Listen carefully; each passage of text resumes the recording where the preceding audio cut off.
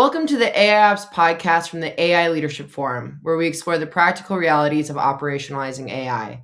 I'm Alex, and today I'm joined by Justin Hunt, founder of the AI Leadership Forum and the Operational AI Leadership Forum. Justin works with senior leaders across healthcare, financial services, and other industries on AI governance, operational AI, and organizational readiness. Today, we're discussing what may be the biggest challenge organizations face, the growing gap between the pressure to adopt AI and the readiness to do it successfully. Justin, thank you so much for joining me. Thanks, Alex. So I'm going to get right into it and ask, why are organizations under so much pressure to adopt AI right now? Well, they're being squeezed. So they're being squeezed on all sides. So first of all, they've got shareholder pressure. So they're under pressure to make productivity gains. They're also fully aware that their competitors are embracing AI technologies, and also their employees are experimenting with AI. So it's happening all around them. Is that often we hear the term AI readiness gap? Is those pressures versus the reality of the situation what that readiness gap is? I think the AI readiness gap is that on the one hand, you've got lots of potentially exciting AI pilots going on within sandbox environments typically, but they're not ready to deploy at scale successfully Mhm. across large organizations. And this is the real challenge at the moment.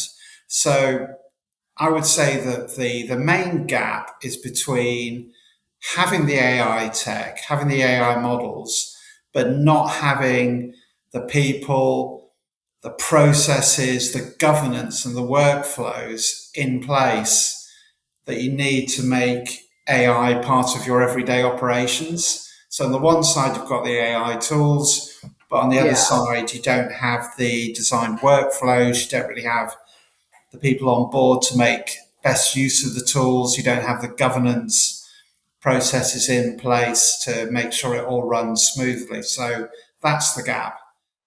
I mean, quite often in the forum, we hear a lot from both speakers and from audience members about how there's been huge investment in AI pilots and dashboards that are powered by AI, but there's not always necessarily the deliverables from it, or there was a lot of promise, but maybe the practical reality is that they're being horribly underused. But there's, a couple million has already been invested. So what are you going to do? Not use it? And so, can you talk a little bit about why some of these initiatives are failing? As you said, it might be the readiness gap, but are there other reasons why different AI pilots and initiatives are not delivering what they were promised? Yeah, I think that there's probably a little bit too much focus, in my experience, and what I'm seeing on the AI models and what they can do, rather than on the actual workflows. So Mhm. the critical test here is how can you integrate the AI tools with how the work is done? So it's one thing to successfully demonstrate that an AI tool can automate a particular process. That's fine. The challenge though is that how do you integrate that into how the work is currently done? And Yeah. that requires significant change management. That requires really good governance, and that requires really clear business ownership to make sure that the right people are managing those workflows.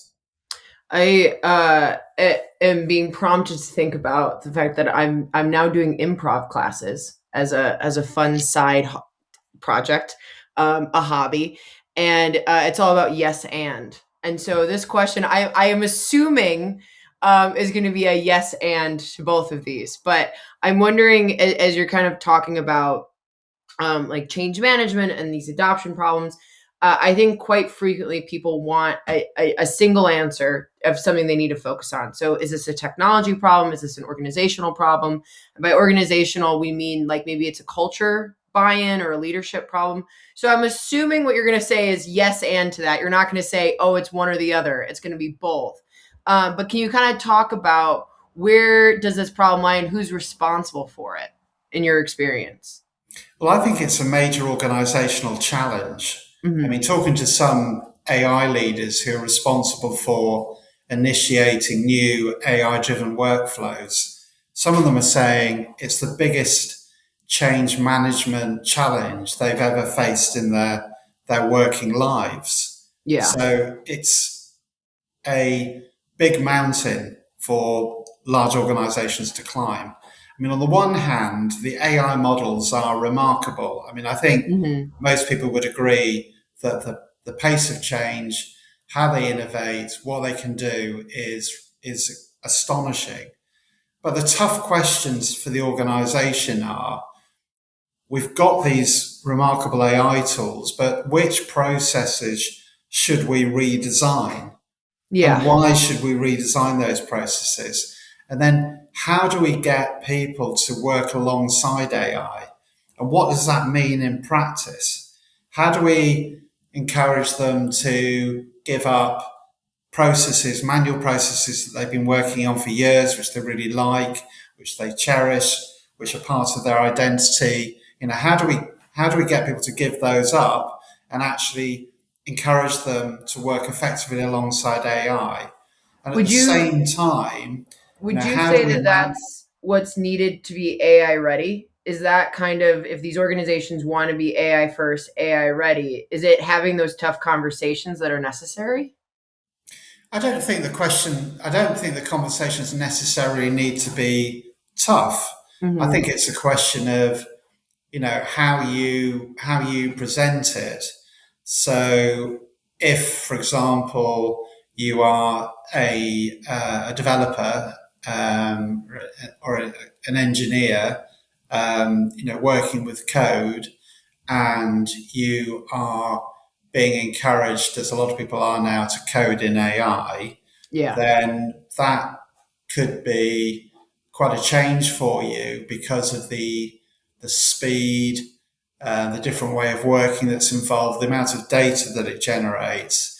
But if you see it as a new way of working, a way of getting quick drafts, accelerating what you're doing, if you understand how this augments the opportunities for the company to reach its goals, then I Hmm. think you're sort of going to begin to adjust to and understand what's required.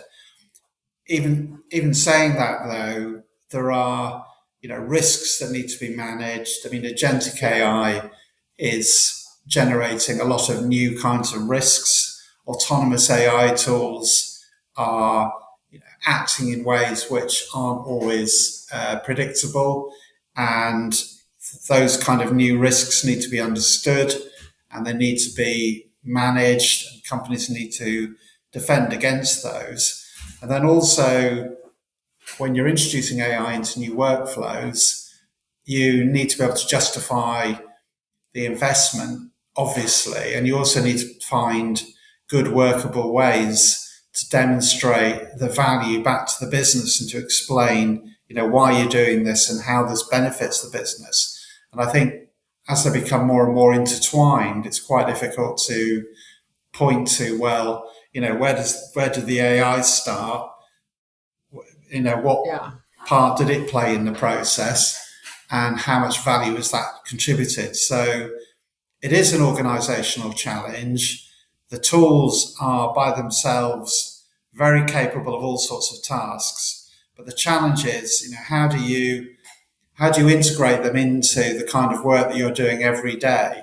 And if you can integrate them into the work you're doing every day in a relatively straightforward way, I think the impact can be immense. So I know that we've talked primarily about integration and value. I'm wondering to kind of maybe broaden this out slightly.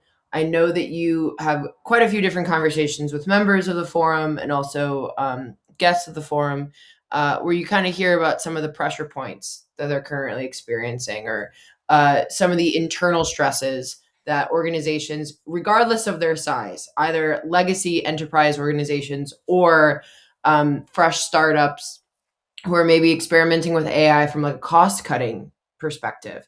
What conversations are you hearing, or in those conversations, what are you hearing from senior leaders about some of the other stuff that they're concerned about, in addition to how to integrate and value for the, or, trying to get as much value out of these tools as possible? What else are you hearing from them? I think they're concerned about how they encourage people to use these tools. And, Yeah. if you've got somebody who is used to doing something manually and has done it years manually, how do you get them on board with new AI tools? I mean, that's a big educational process. Also, there's a lot of fear that people have about AI. How do you encourage them to embrace it? So I think there are a number of concerns that the leaders have who I've been talking to. So they find, generally speaking, at the moment, pilots and then taking those pilots into everyday operations really difficult. Hmm. So it's just not straightforward to run a test of an AI tool and then to begin to implement it into how people work, into the organization, to get people to use it. It's very difficult. It's very Yeah. difficult to scale AI in a large organization, and it's quite difficult for leaders to figure out, well, to what degree do you allow people to have their own autonomy with their own AI tools, and at what point do you intervene, and in what areas do you take control of particular workflows? So, for instance, you might have co-pilot in your organization, which a lot of Hmm. organizations do, and you could decide, okay, um, co-pilot can act as a sort of work partner for people on a sort of day-to-day business, can help with routine tasks, and why not let people have their own agents to help them with, research, creating documents or whatever. So that seems quite sensible. But then when it comes to maybe a critical operational process fundamental to the success of the business, which they can see could be automated, could be improved, and could become more efficient, then that needs to be dealt with in a different way. And so some organizations are actually appointing agentic AI executives whose job it is to actually identify the main key workflows and to figure out how an AI agent or agents could work in that particular context. And it's important that for the major work streams for the organization that care is taken and that they are treated separately, because there's a lot resting on some of these key operations. I mean, if, for example, it was, related to clinical trials or it was related to drug discovery, then obviously, or, critical data of one kind or another, then obviously these agents need to be managed properly. You need to be able to figure out, when you can intervene, when a particular situation might be escalated, and so on and so forth. So I think there's a lot of questions around, how do you take AI and actually introduce it further into the organization beyond the Yeah. kind of, day-to-day routine use of AI that people are probably doing for sort of quite harmless tasks like, generating an email or something, or help drafting an email. I think the other bigger challenge, which has been brought into focus recently with the OpenAI Hugging Face episode, is, how do you manage risk? I mean, people who are working at the moment, senior leaders, they're not used to working with autonomous AI agents Yeah. as part of No day-to-day one is. operations. No one's used to it. No, It's no so one is new. used to Yeah. it, and no one fully understands the capability of these tools. Also, it's quite difficult to know um, the guardrails around the particular tools that they're taking on. How safe are they? So there's a lot of new risks there, and I'm not sure that people 100% trust all the AI models that they are working with. So there's trust issues, there's lack of experience, there's a bit of fear in there. So the whole risk management issue, and also this sense of losing control, I think, Yeah. is it's quite difficult to manage. Because if an AI agent goes rogue, and there've been cases of them going rogue and going off and going into certain databases when they weren't meant to and things like that. I mean, managing that, dealing with that is really something quite different to what people are used to doing before, and it needs different sort of processes in order to manage it. And also, people need to learn about the capabilities of autonomous AI agents in certain scenarios. So there's a lot to learn. There's a lot to think about. There's a lot, and I think what's really important is that I really agreed with the CEO of Hugging Face, who was on the receiving end of this OpenAI agent going rogue, where he said, "Look, let's be really transparent about this. Let's Yeah. share what happened. Let's all get together. Let's look at it. Let's figure out, how the agent behaved. What can we learn from this, and how can we potentially defend against these kinds of situations going forward?" So there needs to be open collaboration, transparency around how you deal with the risks of AI agents. I think that is absolutely critical. And I think, I mean, just to kind of put a point on the risk that the community might be familiar with, is that one of the questions that I always ask all of our speakers, especially if there's a lawyer on the panel, is where does the buck end when there's a problem? Who becomes responsible for it? Because again, so many of these are very new, and there's a lot of head of datas who had all of a sudden they're a head of data and AI, and they go, oh, wait, now I'm in charge. Am I responsible if a tool goes rogue? And so I think both as an employee, where I would say to myself, if I'm going to be held responsible if this tool goes wrong, why would I use it? If I know that my manual systems work well enough and that I can trust myself, I've been doing this for 7 years. I know that if I manually do the task, I will do it correctly. Why should I trust a tool? So I think both from the employee perspective of how do you convey that these tools are trustworthy, how they're being used, black box tactics that companies use when they deploy the tools, is a double-edged sword. I also think from the consumer perspective that the risk of if I'm using something and I don't know who's responsible if it gives me the wrong answer. I mean, a classic example is people using ChatGPT to ask medical questions. Are they responsible as the user for asking those questions? Is OpenAI responsible for giving good advice? And so I think that I think that risk has a lot of different facets to it. And so definitely I understand why employees are hesitant to adopt tools when they know that their manual systems work. So it doesn't surprise me that that's something that CEOs are trying to currently. The culture is a very important thing, right? Because we talk about technology, we talk about computers, but at the end of the day, it's still someone sitting behind that.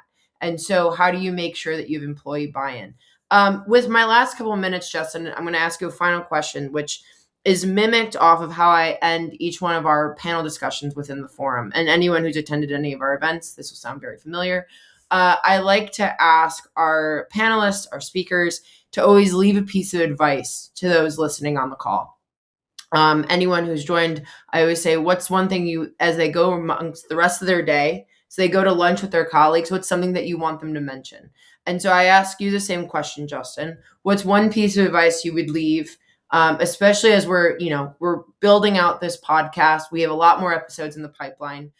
So I'm going to ask you a lot of times for like the one piece of advice, but based off what we were talking about today about integration, value, the readiness gap, what's one thing you want people who are listening to the call currently to walk away from this with?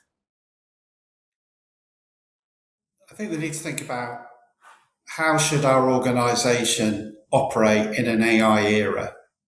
And also, I think we need to be aware of, the fact that we are humans and that AI are machines, and look at, how can we work together to get the optimum results. And I think that within an organization, it's really important that the humans, if you like, are very open around Mm, some of the challenges they're facing, try to understand how the AI tools are coming to their decisions, and yeah. share learning, share opportunities, share mistakes. And I think through that process, you will start to build an organization which can operate effectively with AI. Here's hoping. But luckily, that's why this forum exists, is to continue that education and continue that conversation, both with our members internally, but also on the forum events. And so, with that, I will say, Justin, thank you so much for joining me. For anyone listening, if you'd like to learn more about the AI Leadership Forum, the Operational AI Leadership Forum, or AI Republic, details will be in the show notes. My name is Alex Naida, the host of this little program. And I'm very, very excited that we're starting this next endeavor as part of the AILF. So, with that, Justin, I will thank you so much. And to anyone listening, I hope you have a great rest of your day. Thanks, Alex.